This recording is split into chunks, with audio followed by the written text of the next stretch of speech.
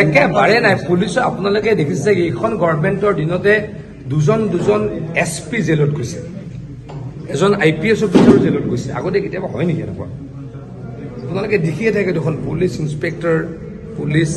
sub inspector জেলত গৈ থাকে আগতে কেতিয়াবা হৈছিল নেকি এইখন হৈছে আইনৰ শাসন ইয়াতে কোনো খাৰিব নোৱাৰে আইনৰ শাসন কৰিবলৈ পুলিচ অলপ ষ্ট্ৰং হয় কিন্তু আপোনালোকে কওকচোন কৰবাত IPS অফিচাৰ APS অফিচাৰ যোন SP ৰেংকৰ তেওঁলোক জেলত যায় নেকি এইখন চৰকাৰ দিনত দুজন এতিয়ালৈকে গৈছে যে পুলিচ ৰাজ হ'বই নোৱাৰে ইয়াত আইনৰ শাসন কাৰণ হিমন্ত বিশ্ব শৰ্মা অসমৰ মুখ্যমন্ত্ৰী মইতো ভাবো 22টাই জিকিব লাগে খুব বেছি যদি কৰবাত বেয়াও হয় এটা বা দুটা বেয়া হ'ব গতিকে মিনিমাম টোটেলত আমি 26টা জিকিম বুলি ভাবিছো কিন্তু মইতো কনফিডেন্ট যে গোটেইকেইটাই ওলাব লাগে কৰবাত যদি বেয়াও হয় খুব বিজেপিৰ যদি বেয়া ইলেকশ্যন হয় এটা বা দুটা কৰবাত হাৰিব পাৰো খুব ভাল জয়লাভ আমি এবাৰ কৰিম মাননীয় মুখ্যমন্ত্ৰী ডাঙৰীয়া 3 দিনৰ কাৰণে ইয়ালৈকে আহিব আমাৰ সভাপতি ডাঙৰীয়াও ইয়াতে আছে বিজেপিৰ প্ৰতি মানুহৰ আগ্ৰহ আৰু সমৰ্থন খুবেই বেছি আৰু আমাৰ যিখন বৰ্তমানৰ কাউন্সিল সেই কাউন্সিলখনে যথেষ্ট কাম কৰিছে যেতিয়া ইয়াতে ডিজাস্টাৰ হৈছিল তেতিয়া আমাৰ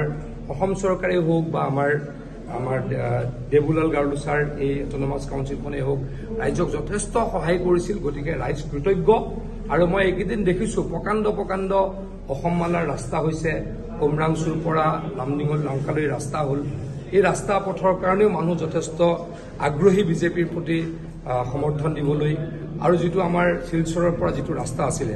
আমাৰ যিটো 4 লেন ৰাস্তা সেইখিনিও কমপ্লিট য'ত হোৱা নাছিলে খুব দ্ৰুত গতিৰে কমপ্লিট আগুৱাই গৈছে গতিকে মানুহ খুব হেপী গতিকে মই আশাবাদী যে 6টাত আমি ৰেকৰ্ড কৰিছো আগতেতো তেনেকৈ কেতিয়াও আনঅপ'জ নিজিকে আমি 6টা আনঅপ'জ জিকিছো 22টাত ইলেকশ্যন হ'ব 22টাৰ অতি কমেও 20টাত জিকিম বুলি মই দৃঢ় বিশ্বাসী 22টাই জিকিব লাগে কিন্তু খুব বেয়া হলে 20টা জিকিম গতিকে টোটেলত আমি 26টা খুব বেয়া হলে ভাল হলেতো আমি 28টাই জিকিম চাওক আমি এনেকুৱা হ'ব দিব বিচৰা নাই আমি সকলোকে আহ্বান জনাম আমাৰ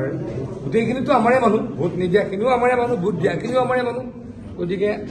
এইটো হ'ব নালাগে কাৰণ অসমখনৰ সকলো মানুহ এটা পৰিয়াল আমি তেনেকৈ ভাবো বিজেপিক ভোট নিদিয়া মানুহখিনিও আমাৰ পৰিয়ালৰ সদস্য বুলি ভাবো গতিকে সকলোৰে মাজত শান্তি বৰ্তাই ৰাখিব লাগে আমাৰ মানুহক এটেক কৰিছে তথাপিতো আমি বিশেষ কৰা নাই কাৰণ এতিয়া যদি মই অপ্ৰিয় সত্যতাৰ কথা কওঁ যে যেহেতু চৰকাৰ আমাৰ প্ৰশাসনে আমাৰ কথা ক'ৰবাত অলপ শুনিব কিন্তু আমি সেইটো কৰিব খোজা নাই আমি প্ৰশাসন যন্ত্ৰ ব্যৱহাৰ কৰিব খোজা নাই ৰাইজকে অনুৰোধ কৰিছো আপোনালোকে কাজিয়া নালাগিব শান্তিৰে ইলেকশ্যনটো হওক আৰু শান্তিৰে ইলেকশ্যনতো বিজেপিয়ে জিকিব গতিকে আমাৰ কোনো টেনশ্যন নাই কংগ্ৰেছটো নাই ক'তো আপোনালোকে দেখিছে নেকি এবাৰ নতুনকৈ ক'ৰবাত শুনিছো আচৰিত হৈছো মই TMC ওলাইছে তাৰমানে ইয়াতে চেঞ্জ হৈ যায় বিজেপি সদায় একে জেগাতে থাকে কেতিয়াবা AGP যোৱাবাৰ AGP ওলালে AGP আমাৰ সন্মিলিত শক্তিয়ে আমাৰ মিত্ৰ শক্তি এইবাৰ ওলালে TMC কংগ্ৰেছ ক'তোৱে নাই কংগ্ৰেছে এটাও চিট নাপায় TMCও নাপায় কংগ্ৰেছতো এটাও নাপায় মুখ্যমন্ত্ৰী প্ৰচাৰ কেতিয়াবা নাহিব মুখ্যমন্ত্ৰী ডাঙৰীয়া 3, 4, 5 ইয়াতে থাকিব 3 দিন তেখেতে গুৱাহাটীত বাহৰ পাতিব আৰু ৰাইজৰ লগত তেখেতে গাড়ীৰে কেম্পেইন কৰিব ৰাইজক চাব ৰাইজৰ অৱস্থাৰ বুজ ল'ব গোটেই ডিষ্ট্ৰিক্টখনৰ বিষয়ে তেওঁলোকে কোনে জানে তেওঁ আহিয়ে থাকে আৰু 3 দিন থাকি তেওঁ ৰাইজৰ লগত একেলগে সহবাস কৰিব এইবছৰ এইবাৰ আমি কনফিডেণ্ট আপোনালোকে চাওক এইবাৰ আমি কনফিডেণ্ট হাফলং আমি জিকিম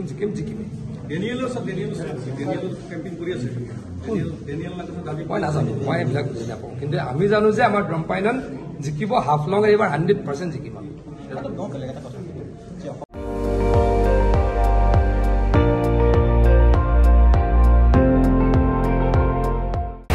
আপুনি চাই আছে ND24 সৰ্বশ্ৰেষ্ঠ নহয় সৰ্বোত্তমৰ দৌৰ